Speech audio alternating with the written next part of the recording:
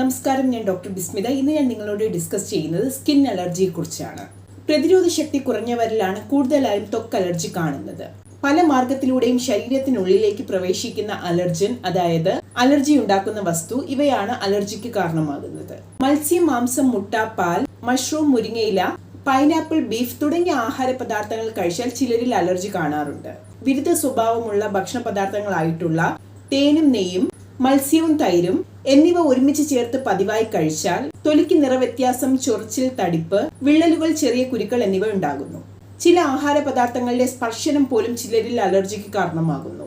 ചിലതരം ലോഹങ്ങൾ കൊണ്ടുണ്ടാക്കിയിട്ടുള്ള ആഭരണങ്ങൾ, പ്ലാസ്റ്റിക്, തുകൽ എന്നിവ കൊണ്ടുണ്ടാക്കിയിട്ടുള്ള സാധനങ്ങൾ, മുടി കറുപ്പിക്കാൻ ഉപയോഗിക്കുന്ന ഡൈ, പെൻസിലിൻ എന്ന ഡ്രഗ്, സിമന്റ്, കുമ്മായം എന്നിവയുമായുള്ള സമ്പർക്കം, ഇവയും എല്ലാം അലർജിക്ക് കാരണമാണ്.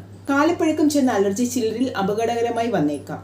അതിനാൽ നിങ്ങൾക്ക് അലർജി ഉണ്ടാക്കുന്ന വസ്തു എന്താണെന്ന് ശരിയായ രീതിയിൽ തിരിച്ചറിഞ്ഞ് അവയിൽ നിന്ന് ഒഴിഞ്ഞുമാറി നിൽക്കുകയോ പൂർണ്ണമായി ഉപേക്ഷിക്കുകയോ ചെയ്യുക.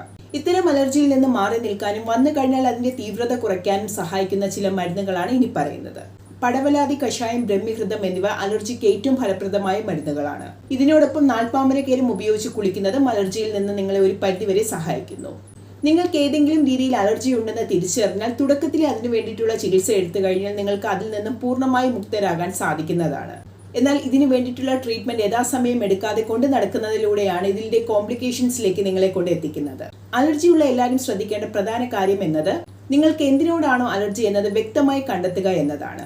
സ്കിൻ അലർജിയുമായി ബന്ധപ്പെട്ട് നിങ്ങളുടെ സംശയങ്ങൾക്കും കൺസൾട്ടേഷനും ഞങ്ങളുമായി കോൺടാക്ട് ചെയ്യാവുന്നതാണ്. വീഡിയോ യൂസ്ഫുൾ ആണെങ്കിൽ തീർച്ചയായിട്ടും ചാനൽ സബ്സ്ക്രൈബ് ചെയ്യുക, ലൈക്ക് ചെയ്യുക, ഷെയർ ചെയ്യുക. മറ്റൊരു വീഡിയോയിലൂടെ കാണുന്നത് വരെ ബൈ.